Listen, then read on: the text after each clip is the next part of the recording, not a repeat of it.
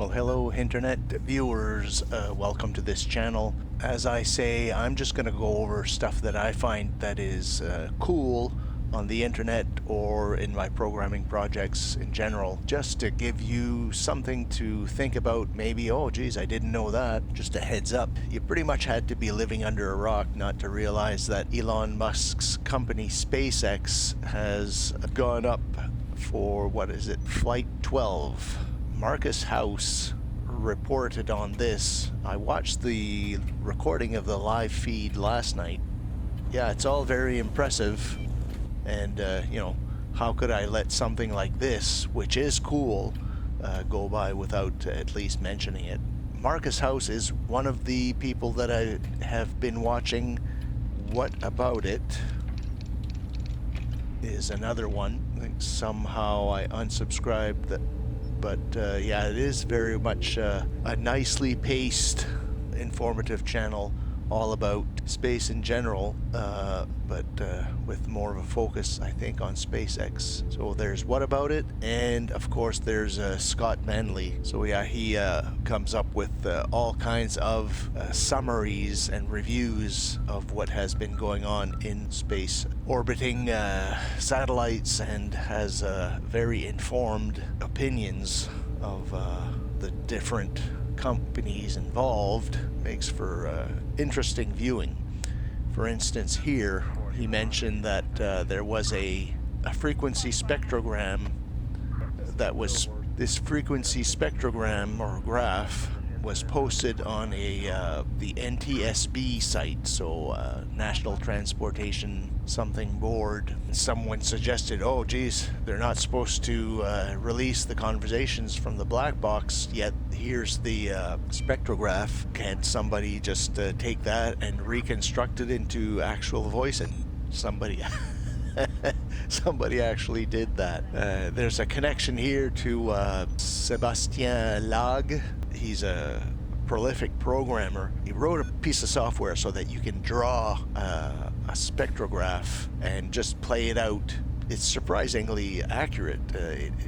You can actually make out words that are being spoken just by drawing the intensity of the frequencies. And what you'd have here is time, the frequencies low to high. The parts of the speech that are important are located in this mid-range of frequencies up to 20 kilohertz probably. This board took down the archive of their posts. It's sort of like, oops, we're not supposed to do that. If people can reconstruct that, oh, we have to stop doing this. So yeah, almost funny in that you think you're safe, but nope. you gotta watch it. Sebastian Lague, yeah, I am subscribed to his, and he does coding adventures. So his last one was about the Rubik's Cube, solving the Rubik's Cube somehow. I'm trying to learn the lingo of developers, and one of the most forthcoming is in terms of C++ is the Cherno. Now, he was working for a big software company, gaming company, and then he developed his own YouTube channel, developed his own engine, and that's still ongoing. But he recently got hired on to simulate robotics so that you can set up a scenario where you're trying to find the optimal way to do something. So you do it in the simulation, and then you give the cooked recipe, let's just say, to an actual robot so that they can perform the task more efficiently. So apparently that is going to be very much part of robotics. Is they'll be given a task and they'll probably think about it for a while, simulating what motors should I be using and how fast, and turning my hand like this, trying all kinds of paths to predict or find the optimal way of doing things.